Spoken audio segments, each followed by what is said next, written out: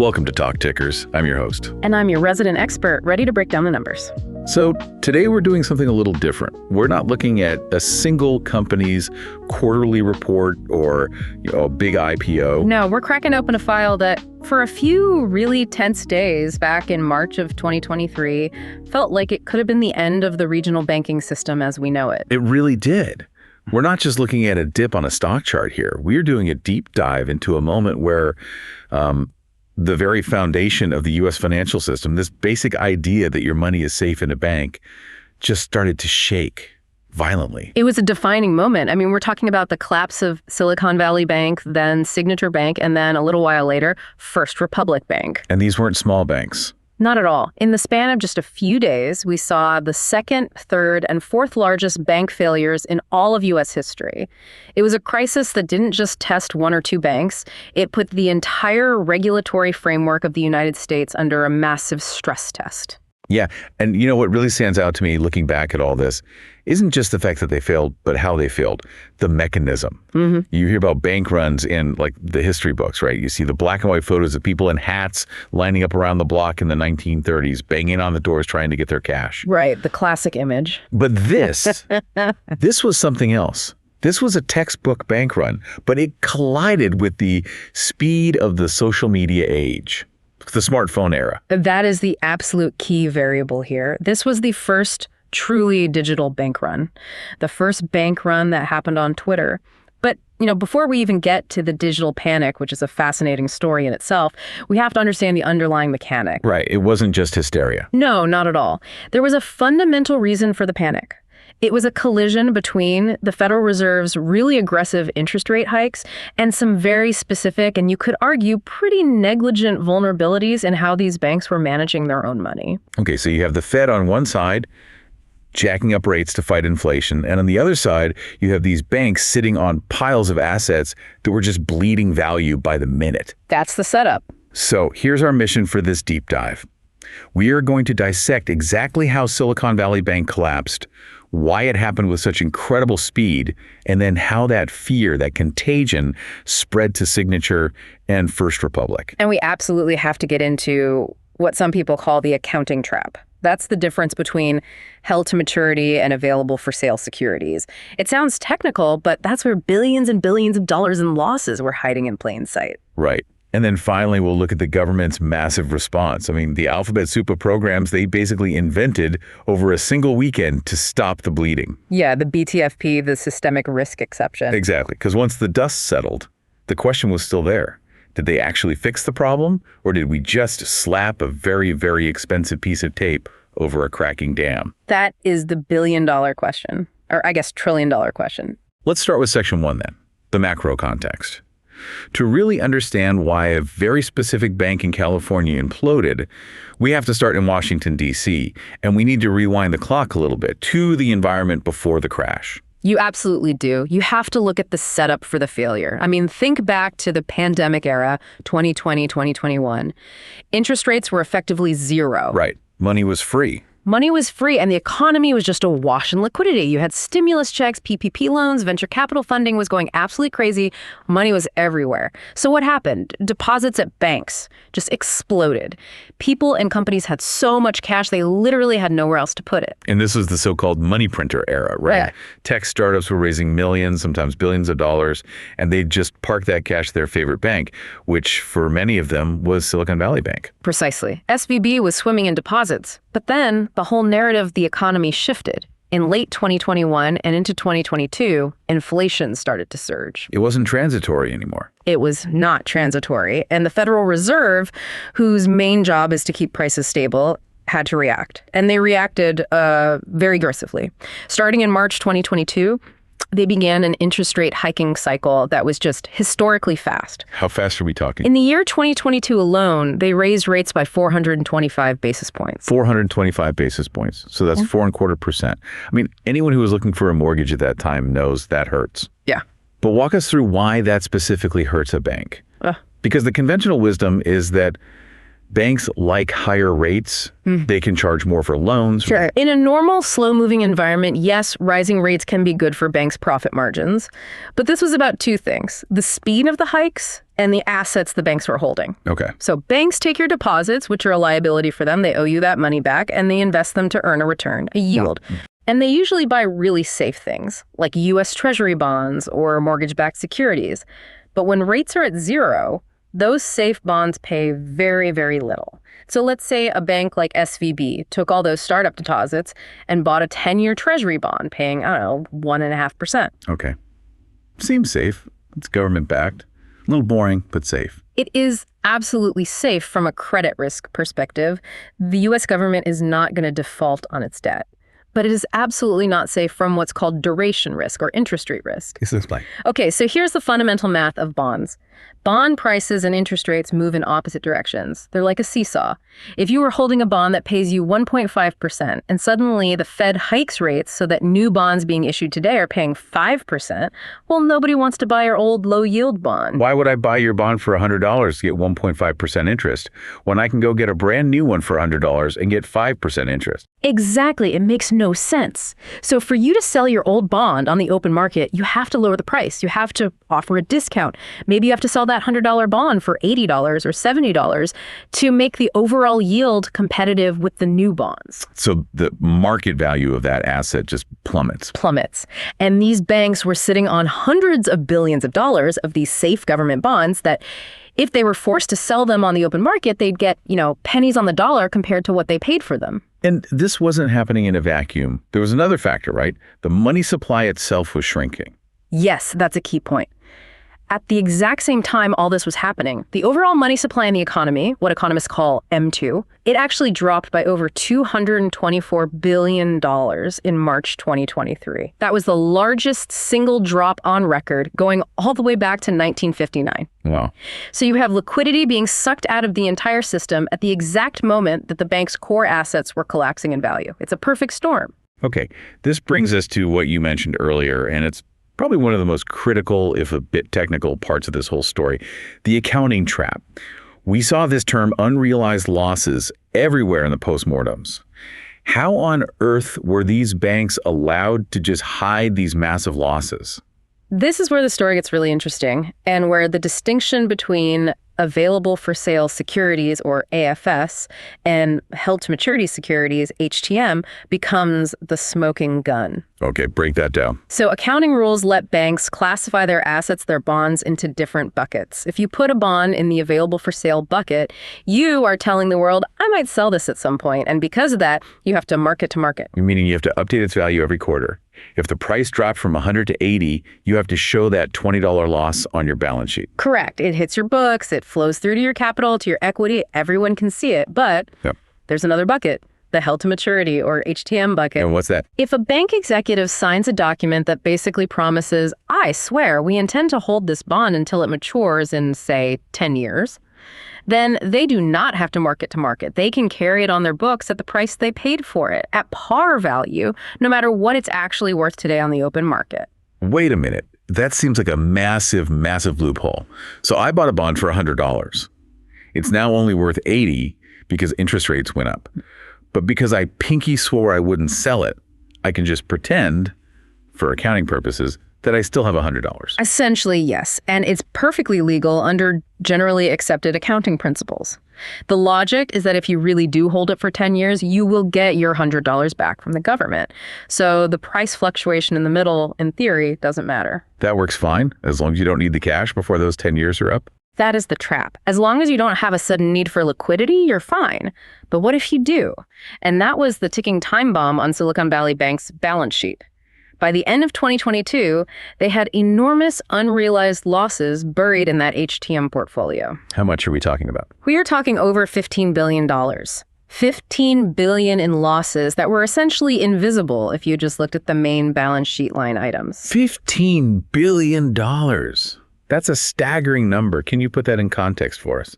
To put it in perspective, that $15 billion in sort of phantom losses was effectively equal to their entire tangible equity, their entire capital buffer. Wow. So if they were ever forced to sell those bonds to, say, pay back depositors who wanted their money, the bank's capital would be completely wiped out. Poof, gone.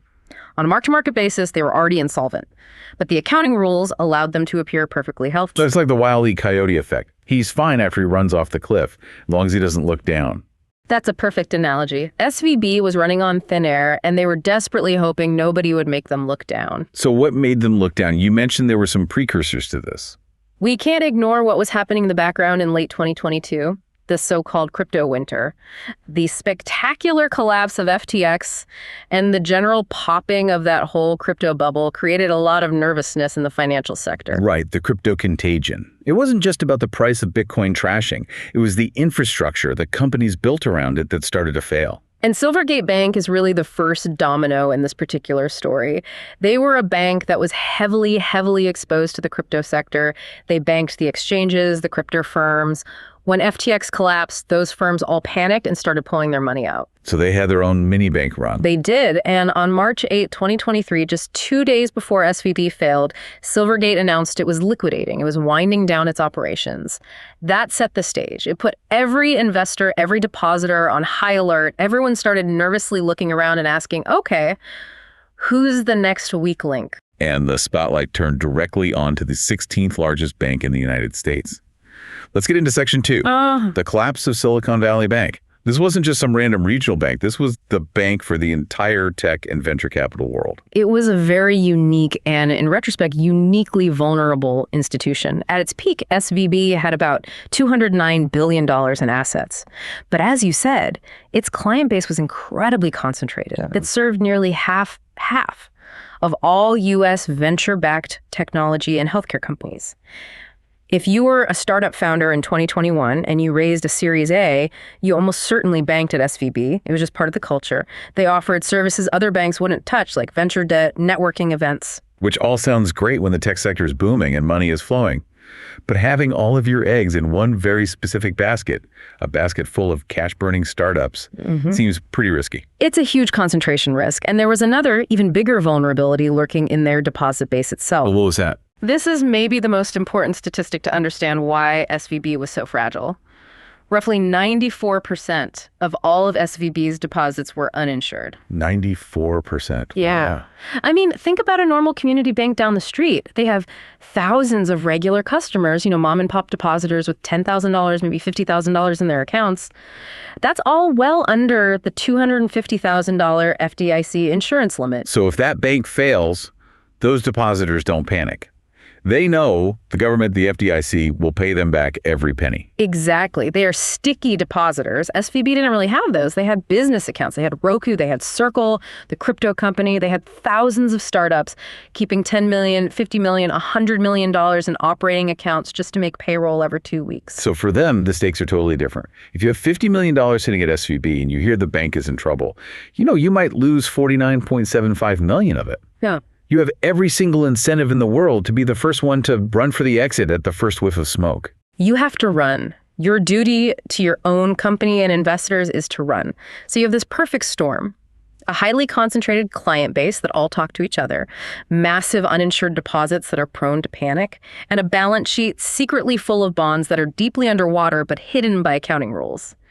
It was a powder keg just waiting for a match. So what was the match? What specifically happened on March 8th that lit the fuse? Well, ironically, the spark was an attempt by the bank to show strength and shore up its finances. See, SVB was running low on cash, not because of a run, but because their clients, the startups, were burning through their venture capital money faster than they were raising new funds. Yeah, withdrawals were outpacing new deposits. Exactly, a slow bleed. So to get more cash to meet those withdrawals, SVBA had no choice but to sell some of its bonds. They sold from their available-for-sale portfolio. The ones they could sell without breaking the accounting rules. Right. They sold about $21 billion worth, but because rates had gone up so much, they had to sell them at a massive loss. They were forced to realize, or lock in, a $1.8 billion loss on that sale. Which blows a $1.8 billion hole in their capital. Correct. So to fill that hole, they announced a plan to the public. They were going to raise $2.25 billion in new capital by selling new shares of their stock. And in the banking world, especially in a nervous market, suddenly announcing you need to raise billions of dollars is often interpreted as admitting you don't have enough money. It backfired spectacularly. It was like shouting, "I'm fine," while you're visibly bleeding, the market panicked. Moody's, the credit rating agency, downgraded the bank. And then the network effect kicked in. This is where the story shifts from, dry finance to human psychology and sociology. The plan to raise capital officially failed on the morning of March 9th. But even more importantly, the night before and that morning, prominent venture capitalist people like Peter Thiel's Founders Fund, other big names, started sending out emails and signal messages to all of their portfolio companies. And what was the message? The message was simple and terrifying. Get your money out of SVB now. And because all these founders are in the same circles, they all bank at the same place, they all follow the same VCs on Twitter, the panic wasn't linear. It became exponential. The velocity was something we have never, ever seen before in American finance. We're talking about depositors attempting to withdraw $42 billion. In how long? In a single day. On March 9th, 2023. $42 billion. Can we just sit with that number? I mean, can you contextualize that? How did that compare to the big crashes we saw in 2008? Okay, let's look at Washington Mutual, or WAMU. At the time, that was the largest bank failure in U.S. history by asset size. Back in 2008, they saw a pretty significant run on their deposits. It took them about 10 days to lose $16 billion. 10 days for $16 billion. Yes. SVB lost nearly 3 times that amount in about 10 hours. It's physically impossible for any bank on earth to survive that. No bank keeps $42 billion in cash sitting in the vault. They just don't. So by the time everyone woke up on Friday morning, March 10th, the game was over. It was over. The bank was hopelessly insolvent. The California state regulator stepped in, seized the bank, and handed the keys over to the FDIC as the receiver. The 16th largest bank in the country was just gone before most people had finished their morning coffee. Which leads us directly into section 3. And this is the part of the story that I think is so modern, the new variable. We've touched on it. But let's really dig into the role of social media here. Because this wasn't just people talking amongst themselves. This was social media acting as a direct catalyst for a financial collapse. Yeah, there's been some really fascinating academic work done since then, analyzing the Twitter Now X data from those crucial hours. Researchers were able to map it out, and they identified a very distinct startup community network effect. So it wasn't just random people tweeting. No, it was a very specific, highly interconnected group. These depositors weren't just individuals. They were founders, VCs, tech employees. They all follow the same accounts. They're all in the same Slack channels and signal groups. It's a digital echo chamber. And if one influential person in that chamber screams, "Fire," everyone hears it instantly and believes it. Instantly. And the data shows a really clear progression. First, you saw a spike in tweets using the stock ticker symbol, $SIVB. That was the first signal. That was investor anxiety. The traders, the hedge funds, they were panicking about the stock price first. Okay, so the Wall Street crowd. Yes. But very, very quickly, that morphed into a much larger wave of tweets just using the letters SVB, the name of the bank. That's when you knew the fear had jumped the fence from investors to depositors. That was a signal of the actual bank run starting. And the research shows this wasn't just reflecting the run, it was actively fueling it, right? Absolutely. High-frequency analysis has shown that a spike in negative tweet sentiment from this specific startup community translated directly and almost immediately into a drop in the stock price and, crucially, documented deposit outflows. It wasn't a lagging indicator. It was a driving force. It effectively breaks the entire old model of banking stability, doesn't it?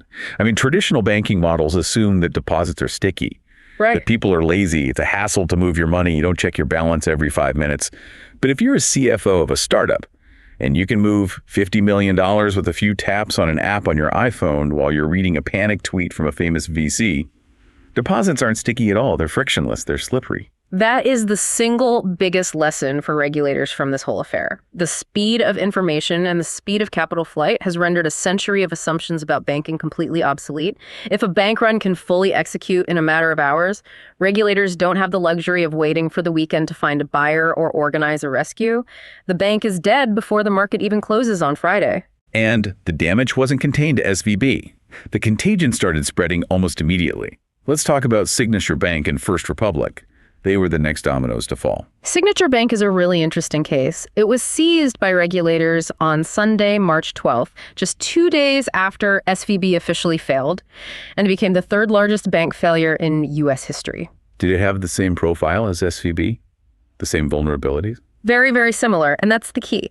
The market was pattern matching. They were looking for the next SVB. So, Did Signature have a high percentage of uninsured deposits? Yes, around 90%. Yeah. Did they have exposure to a niche volatile sector? Yes. Signature was a big New York real estate bank, but they had pivoted heavily into banking crypto firms. Check. So when SVB fell, all eyes just swiveled to Signature. They fit the profile perfectly. Yeah. And in that environment of pure panic, just fitting the profile was enough.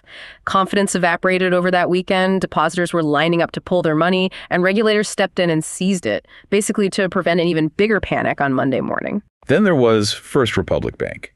Now, this one felt different to me. It wasn't a sudden 24-hour heart attack like SVB. It was more like a slow, painful bleed over several weeks. That's a great way to put it. First Republic's business model was different. They were the wealth management bank. Their whole shtick was catering to high net worth individuals. They'd give them these amazing deals, like super low interest jumbo mortgages, to win their broader wealth management business. Right. I've heard them called the Get Mark Zuckerberg a Mortgage Bank. Exactly. And the loans themselves were great from a credit risk perspective. These wealthy clients were all paying their mortgages back. That wasn't the issue. The issue, again, was the interest rate trap.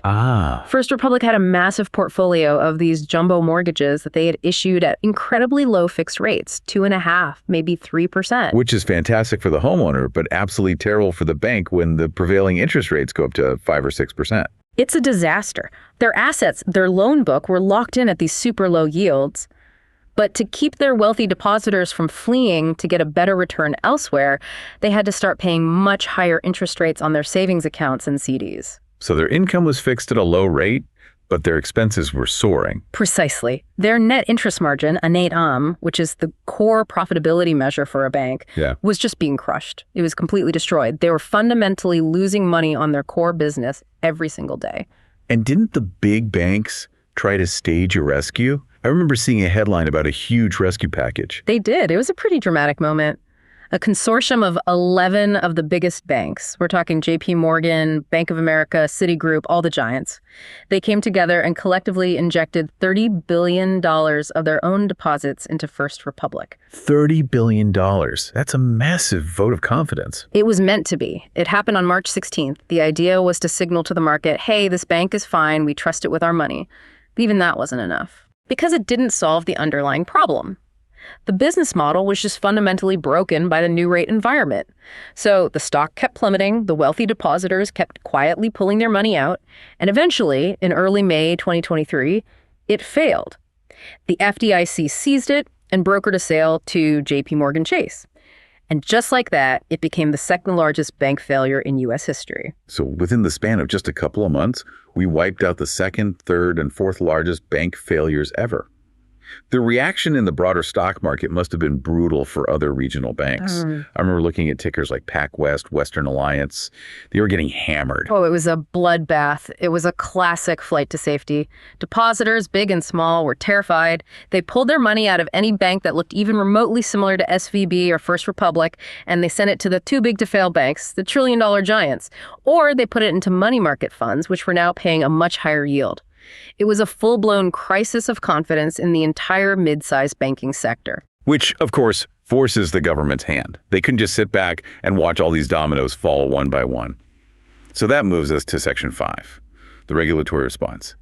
Sunday, March 12, 2023. This feels like the day the rules of the game were completely rewritten over a weekend. That Sunday was absolutely critical. The Treasury Department, the Federal Reserve, and the FDIC all issued a joint statement.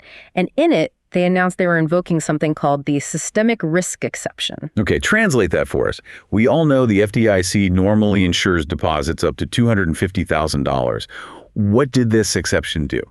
So normally, if your startup had $10 million in an SVB account and the bank failed, you'd get your $250K back, and then you'd be an unsecured creditor for the other $9.75 million. You might get some of it back. Years later, you might get nothing. That's the rule. Right. The systemic risk exception allowed them to just throw that rule out the window.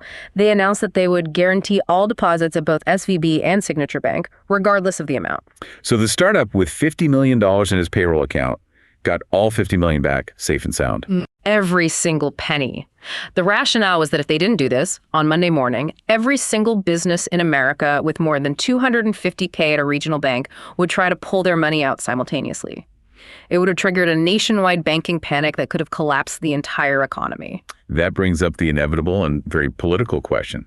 Who pays for that? Is this a taxpayer bailout? That's the big debate, and the messaging from the government was very clear. This is not a taxpayer bailout. Technically, the cost, which was estimated at around $16.3 billion for SVD and $2.5 billion for Signature, is paid for by the FDIC's Deposit Insurance Fund. And where does that fund get its money? It's funded by assessments, or fees, paid by the entire banking industry. So to recoup these extraordinary costs, the FDIC levied a special assessment on other banks. So ultimately, you could argue that bank customers end up paying for it through slightly higher fees or lower interest rates, but it doesn't come directly from your income tax revenue. Okay, so that's step one. They guaranteed the deposits to stop the immediate panic. But they also did something else. Something very creative to solve that underlying unrealized loss problem we talked about. They created a brand new program called the BTFP, the Bank Term Funding Program. This was the really clever and some would say controversial piece of financial engineering that weekend. Remember the core problem with the bonds. Banks like SVB owned a bond that they paid $100 for, but it was only worth, say, $80 in the open market. Right. And if they sold it to get cash, they had to book that $20 loss, which would wipe out their capital. The BTFP created a magical solution. The Federal Reserve basically said to the banks, bring us your underwater treasury bonds. We know they are only worth 80 cents on the dollar in the market right now, but we will lend you cash against them as if they were worth a full 100 cents on the dollar, their original par value. Wait, hold on. So the Fed was lending $100 against an asset that everyone knew was only worth $80? Yes. That was the whole point. It completely eliminated the need for banks to sell those underwater bonds in a fire sale. It stopped the death spiral. If you were a bank and you needed cash to pay depositors, you didn't have to sell your assets and realize those crippling losses anymore. You just went to the Fed's BTFP window, pledged your bonds at their face value, got the cash you needed, and paid your depositors. The crisis, for you, was over. That sounds like a pretty incredible deal for the banks. It's essentially a get-out-of-jail-free card for managing your interest rate risk poorly? It was an emergency tourniquet, and it was designed to be very generous to stop the bleeding. The terms were great. Banks could get loans for up to 1 year. The interest rate was very favorable, and it worked. It stabilized the system almost overnight because the market knew that any bank under pressure now had a way to get liquidity without blowing up its own balance sheet. How widely was it used? Did banks actually take advantage of this? Oh, massively. At its peak, usage of the BTFP reached roughly $168 billion. It was a huge lifeline. And you combine that with record-breaking usage of the Fed's traditional emergency lending facility, the discount window, that hit $152 billion, which was higher than the peak in 2008. And it just shows you how severe the stress in the banking system really was. Yeah, so the government's response was basically to flood the zone with money and guarantees. They guaranteed the uninsured deposits, and they created this program to lend against underwater assets. And, in the short term, it worked. The panic stopped. It absolutely worked. The contagion was contained. But now that we have some distance from the immediate crisis, we need to do the postmortem. Section 6. What have we learned? What actually caused this? And what were the key vulnerabilities? And I don't just mean rates went up. The academic analysis since then has been really illuminating. Right, because hundreds of banks had bonds that lost value when rates went up, but only a few of them actually failed. So what was the difference? Exactly. The post-crisis analysis identified two major predictors of which banks saw their stock prices get hammered the most. Number one, a high reliance on uninsured deposits. Okay, the flighty money. And number two, large unrealized losses on their securities portfolios, especially in that held-to-maturity bucket. It was the combination of those two things. You really needed both to be in the crosshairs. So it's that toxic combination. If you have the big paper losses, but your depositors are all insured and sticky, you can probably ride it out because nobody's asking for their money back. Right. And if you have the flighty uninsured depositors, but your assets are all healthy, you could just sell some assets to pay them back. No problem. But if you have the flighty depositors, ADE, you can't sell your assets without going broke. That's game over. That's the death spiral. Yeah. And there was another surprising finding that came out of the research, and it had to do with liquidity. Normally, we think of holding treasury bonds as being very liquid because you can always sell them. Sure, it's the most liquid market in the world. But in this specific crisis, holding liquid bonds didn't help you at all if they were deeply underwater. The only thing that was shown to actually mitigate the stock price drops was holding actual old-fashioned cash. Cash was the only true shield against the panic. Cash is king, as they say. Now, what about the people whose job it is to prevent this? The regulators, the Fed, the FDIC. We pay them to watch the banks. Did they just completely miss this? That's the uncomfortable part of the story for the regulators themselves. Their own internal reviews, which they published after the fact, admitted to significant lapses in supervision. What kind of lapses? They cited issues like staffing shortages at the San Francisco Fed, which was responsible for SVB, but also a general culture of being too lax, a reluctance to issue harsh warnings. Lax seems like a very polite word for missing a $15 billion hole on a balance sheet. It is. But we also have to talk about the political context, the 2018 regulatory rollbacks. There was a law passed called the Economic Growth, Regulatory Relief, and Consumer Protection Act. Among other things, it significantly reduced the level of regulatory scrutiny on mid-sized banks, specifically those with between $100 billion and $250 billion in assets. Which is the exact category that SVB and Signature Bank fell into. Precisely. Before that law, they might have been subjected to the same kind of rigorous annual stress tests as the giant banks, tests that are specifically designed to model what happens in a rapid interest rate rise scenario.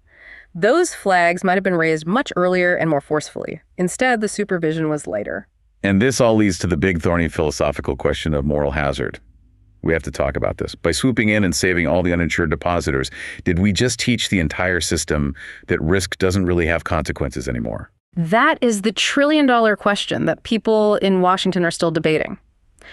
The government's actions, effectively, though not legally, signaled that the $250,000 FDIC insurance cap is basically suspended during a systemic crisis. Right. So if you're a sophisticated depositor, like a corporate treasurer, why should you bother doing due diligence on your bank's balance sheet? Why not just park your money wherever you get the best service, knowing that if things go wrong, the government will probably make you whole anyway?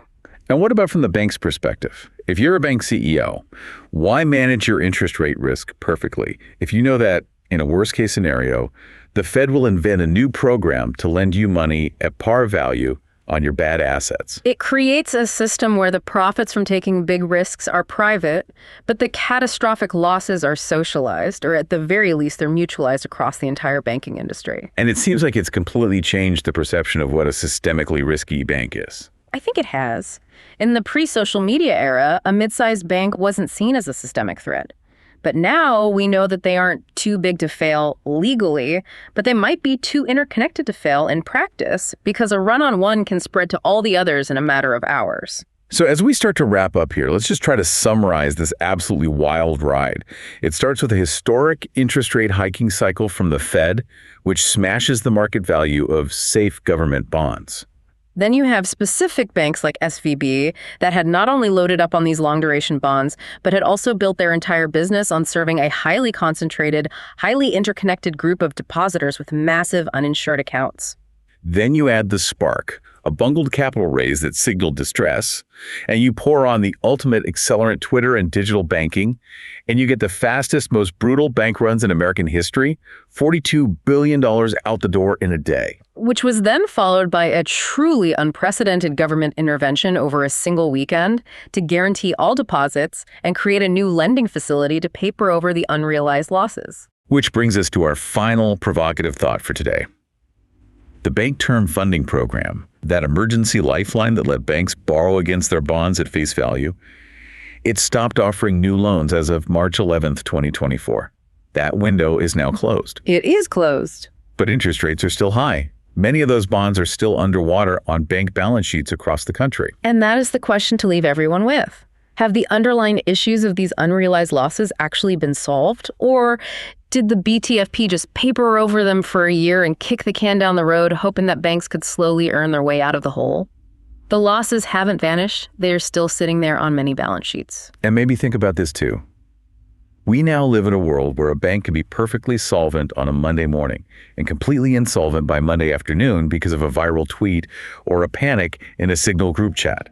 In a system where social media can trigger insolvency in 24 hours, is any bank that's not too big to fail truly safe from a coordinated digital run? It's a sobering thought. The fundamental nature of trust and the speed at which it can be destroyed has changed forever. On that rather cheery note, thank you for listening to Talk Tickers. Make sure to check your portfolio, maybe think about diversifying those deposits, and we'll catch you on the next deep dive. Stay curious. See you next time.